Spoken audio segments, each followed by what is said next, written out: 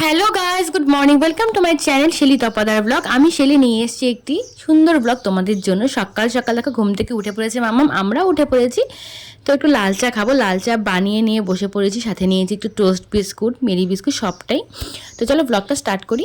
Mango sweet, low, high, along, out, street. I can teach them that at all, for I am small. মাম্মামকে পড়তে বসিয়ে দিয়ে আমি চলে এসেছি রান্নাঘরে। চাটনি বানাচ্ছি আমসত্ত্ব দিয়ে। মা দিয়ে গিয়েছিল আমসত্ত্বগুলো, একটু কেমন কেমন হয়ে গেছে জানো তো। তো সেটা দিয়ে বানাচ্ছি চাটনি, আর এদিকে করছি পনিরের তরকারি, আলু আর পনির দিয়ে। আজকে হালকা পাতলা রান্না একদমই। মাত্র স্নান করে এলাম, এখন বাজে ঘড়িতে 1:25 মতন। তো আজকে হচ্ছে আমার এক বন্ধুর বাড়িতে যাব। তো ওদের বাড়িতে পুজো আছে আজকে, বজরংবলী পুজো আজকে মঙ্গলবার। তো সেখানেই যাবো, তাই রেডি হবো এখন। একেবারে রেডি হয়ে তোমাদের সামনে আসছি। মামামকেও নিয়ে যাবো, মামার পাপা যাবে না, ও তো অফিসে গেছে, ওকে যেতে বলেছিল, যাবে না। আমার আরেকটা ফ্রেন্ড আসবে, তো ওর সাথেই যাবো। তো ফাইনালি রেডি হয়ে গেছে, এখন হচ্ছে যাব। আমার আরেকটা যে বান্ধবী মলি, ও আসবে। তো ও আসলে তারপরে একসাথেই যাব। তার আমার কপালে টিপ নেই, তার কারণ টিপ কিনে পরবো। বাড়িতে যে টিপগুলো আছে আমার একদম পছন্দ হচ্ছে না টিপগুলো। তো সেই কারণে টিপটা কিনে পরবো, একটু ছোটো টিপগুলো, একটু বড় টিপ পরবো। সেই কারণে টিপটা নিয়ে একটু দোকানেও ঢুকবো, কিছু নেওয়ার আছে, নিয়ে তারপরে একবারে যাবো, টোটো করেই যাবো। তুই রোদে ঘুরছিস কেন রে মাম্মাম? আমরা কিন্তু এখান থেকে টোটোতে উঠে পড়েছি, মলি আর সমুদাও চলে এসছে। তো একসাথেই ঢুকবো, আমরা ফার্স্ট টাইম যাচ্ছি বলে বললাম চল একসাথেই ঢুকবো। তো গিয়ে দেখি সেখানে তো দারুণ সুন্দর করে পুজো হয়েছে, এত সুন্দর আয়োজন, এত সুন্দর আপ্যায়ন, কি বলবো। দেখো উনি সবাইকে প্রসাদ দিচ্ছিলেন, আর রিয়াকে যা সুন্দর লাগছিল কি বলবো। তো আমরা সবাই কিন্তু শাড়ি পরেই গিয়েছিলাম, একদমই ফটো তুলতে পারিনি, নতুন জায়গা বুঝতেই পারছো, একটু লজ্জা লজ্জা লাগছিল। যাই হোক, মানে আস্তে আস্তে লজ্জাটা ভাঙবে এই আর কি। তো এত সুন্দর আপ্যায়ন, এত সুন্দর আয়োজন বলে না সত্যি মনটা পুরো ভরে গেছে। তো রিয়াদের ঘরে কিছুক্ষণ গল্প করে তারপর একদম চলে এসেছি হচ্ছে আমরা ঠাকুরের এখানে। প্রথমে দেখাতে পাইনি, ওদের ঘরে এত গল্প করে মশগুল হয়েছিলাম। তো এখানে হচ্ছে সবাইকে সুতো বেঁধে দিচ্ছিলো, প্রসাদ দিচ্ছিল। প্রসাদ তো আমরা নিয়ে নিয়েছি, সুতোটাই বাঁধা হয়নি। দেখো তারপর কিছুক্ষণ গল্প করলাম, গল্প করে চলে এসেছি আমরা প্রসাদ নিতে। তো এখানে হচ্ছে অনেক বড় একটা ছাদের উপরে হচ্ছে প্রসাদ খাওয়ানো হয়েছে, প্রচুর লোকজন, তোমরা দেখে নিশ্চয়ই বুঝতে পারছো কতজন লোকজন হয়েছে। তো ভীষণ ভালো আপ্যায়ন করেছে, জয়েন্ট ফ্যামিলির পুজো বুঝতেই পারছো, চারদিকে লোকজন নিয়ে কিন্তু খুব সুন্দর আয়োজন। তো মাম্মাম দেখো এদিকে হচ্ছে বসে ক্লেগুলোতে খেলছে, কালকে যে ক্লেগুলো নিয়ে এসেছিলাম ওগুলো দিয়েই খেলছে ও। আর আমি এখন একটু পকোড়া ভাজবো। ওই চাল ডাল বাটা আছে, কালকে বেটে রেখেছিলাম, তো ওটা দিয়ে মিক্সিতে গুঁড়ো মানে বেটে রেখেছি, ওটা দিয়ে এখন পকোড়া ভাজবো, পেঁয়াজ দিয়ে, পেঁয়াজি টাইপের করবো। তো চলো করি ওটা আগে। আর মামাম তো পড়তেও বসাতে হবে আজকে।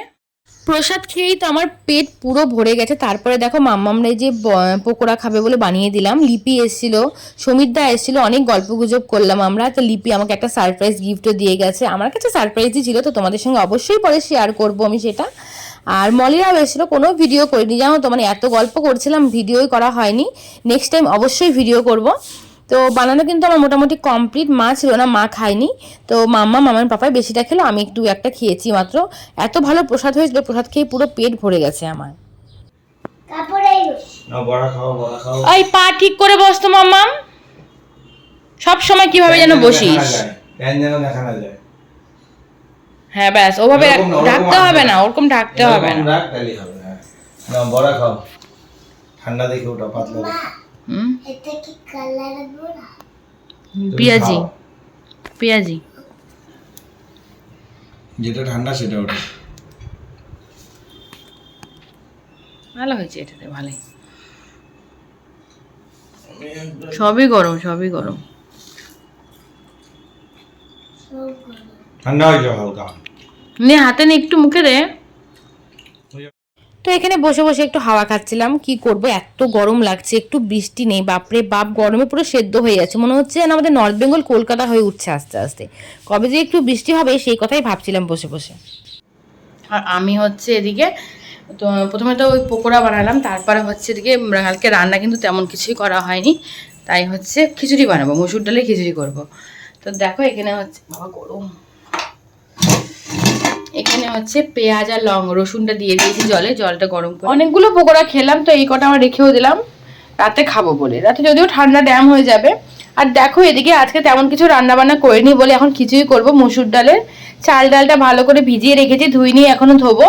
আর এদিকে দেখো একটু সবজি কেটে নিয়েছি, বেগুন, আলু, গাজর আর পটল। লঙ্কাটা একটু পরে দেবো, মাম্মাম খাবে এই খিচুড়িটা সেই কারণে।